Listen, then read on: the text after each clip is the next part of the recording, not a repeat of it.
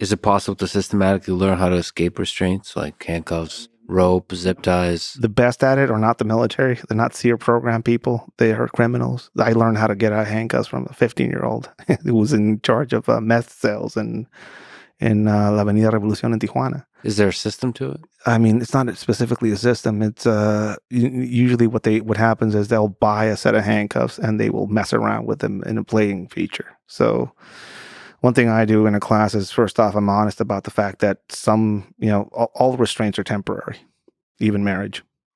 This is like, wait, can we just pause on the deep philosophical? You're like Miyamoto Musashi with that statement. All restraints are temporary, even marriage. I just like adding that one in there for last because this is a dark subject. Every cage can be escaped. All restraints are temporary. You either free yourselves from the restraints, somebody else takes them off, or you die and your body rots your way around them. Those are the options. And I like that first option myself. The second option is pretty cool if you can convince somebody to do that for you. But that first option is an interesting one. You have to deconstruct restraints. Not all restraints are made the same. You can train to get out of handcuffs here in the U.S. and focus on a pair of Smith & Wesson handcuffs, which are kind of the most common brand of handcuffs here. But if you find yourself in detention somewhere in Russia, the handcuffs out there are completely different. The keyway is different. The mechanism is different. But some of the same ways of bypassing those mechanisms Let me are... write this down. So in Russia, what kind are they using in Russia? Thinking of traveling there, I need this information.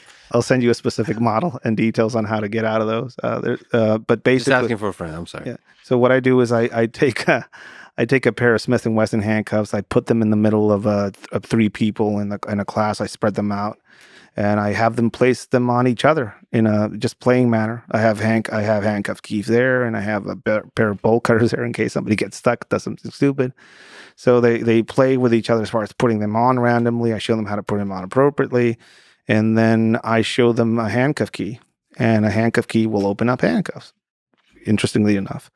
But the thing about a handcuff key is it's not made to be used by the person that is in those handcuffs. So that's the first lesson there. If you have a handcuff keys are the most used tool to open up handcuffs in custody situations. Both criminals escaping from the police to people escaping from criminals. Just a standard hidden handcuff key.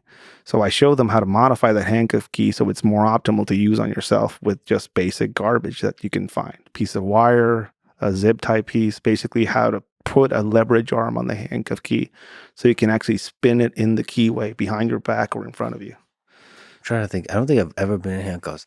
Appropriate way to handcuff somebody is palms out. How much restriction is there in terms of... There's a lot. If it's a hinge handcuff, there's a lot of restriction with no chain in the middle. Can you reach back? You could try and reach back, or you can basically put yourself in a not compromised position and feed the most of your palm meat into the handcuff way. So when they shut it on you, you have more space to work with.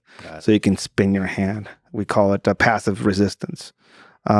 Again, you go through a process with them where you deconstruct how people are handcuffed, handcuff keys, and how to modify handcuff key to be able to use on yourself. And all of these things they're constructing as we go. So they basically, hey, what's a grinding surface? Well, there's concrete outside. So they grind an angle on the key so you can get a key not to go straight into the keyway, but you can get it into the keyway at an angle, for example. It's something that is out there as far as a method. You can't spin a key behind your back because it's small. It's designed to be used by somebody else opening those handcuffs on you. So you put an arm on it so you can leverage our arm so you can spin it behind your back. You learn how to put yourself in not a compromised position. If somebody asks you for your hands so they could be cuffed, you don't do this. You do that, or you put yourself in a gable grip behind your back, which is a pretty strong grip, and it's hard to spread those hands apart. It's also something that people go into automatically when they're in fear. So all of these things are advantageous for you. And you learn how not only people get restrained, but you see videos of them because I show a bunch of abduction that's actually happening live. Again, the best thing is avoidance, but specifically when you work around restraints is, number one, learn how some of these restraints work. Number two is learning how some of the ready-made tools to get out of the restraints look like, function. And number three, which is the advanced level, is learn how to construct all of these things yourself, which is, I think that is the best thing you can show somebody. For handcuffs, I just use a standard pair of handcuffs, and then we deconstruct other very specialized handcuffs that might be out there.